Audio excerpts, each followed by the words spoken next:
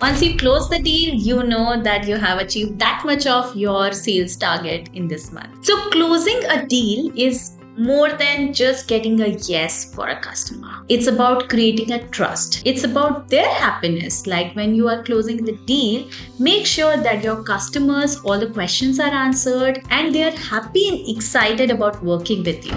Let's talk about why is closing important. Of course, closing is important. It gives you the customer to work with. But apart from this, it is also about establishing long-term relationships with the customer. When you close a deal, it's just the beginning of that collaboration that you will have for a very long term with that customer. It's about building the trust. When you close a deal, it gives a clarity that the customer has agreed to trust you. Alright, so once you are set about closing the deal, first of all, you need to recap about the needs of the customer and the solution that you're providing. You can talk to the customer in a way like, okay, so this is the problem that you have. Examples of other customers, we have given them an ROI of X percentage and their business really grew with the help of this solution.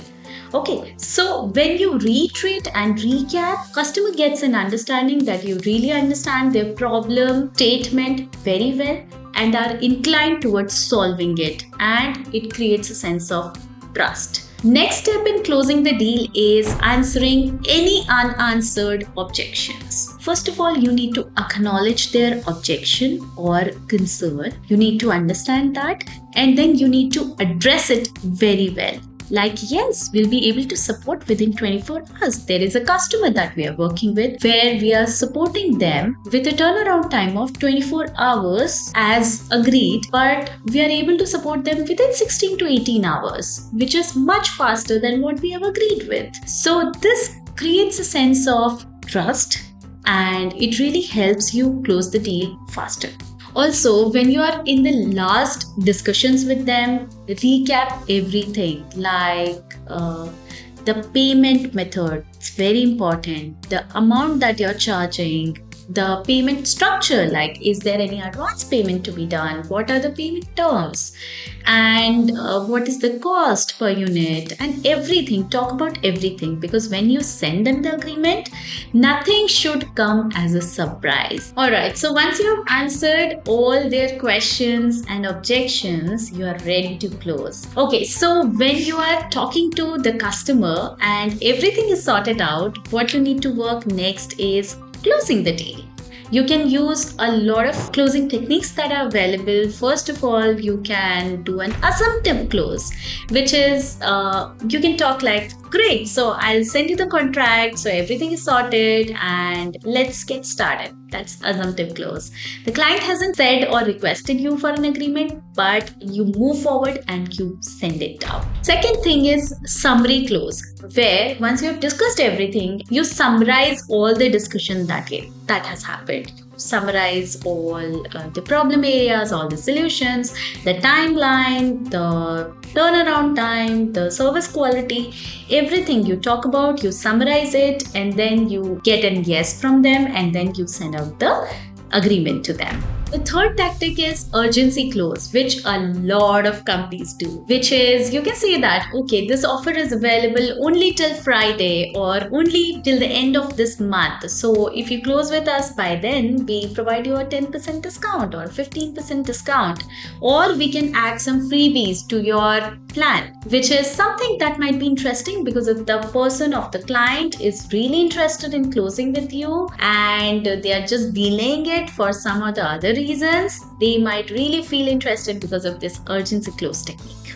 Last strategy is if then close, where you create an offer around your offer, where you say that suppose the customer is not yet closing, so you can say that if we provide you a free trial maybe for a month, or we can give you some free samples like so as to assess our quality, or we can give you a demo, or we can give you something else like talk about some freebies or talk about some extra effort, talk about some extra inputs from your side, like suppose if instead of 20 hours per month we provide you 24 hours of support, will you be able to close by the next month?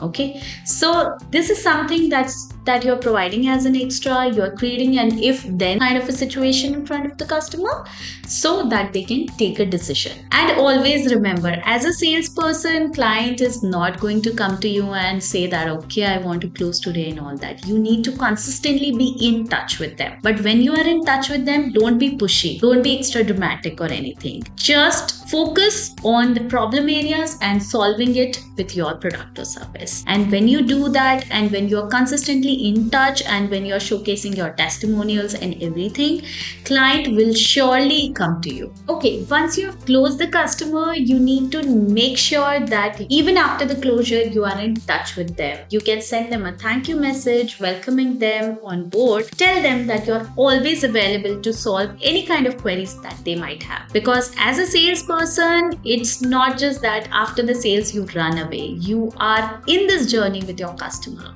You support them so that you can upsell, you can build more trust, and you can create a lasting relationship with them. One more important thing is avoiding any kind of hidden information. When you're offering anything, make sure to clearly state the offer and all the financial information related to it, like what's the amount, what are the taxes, what's the payment schedule, etc. Because if you hide it and suddenly they see it in the contract, it will come as a surprise, and this might be a real turn off for your customer to close with you.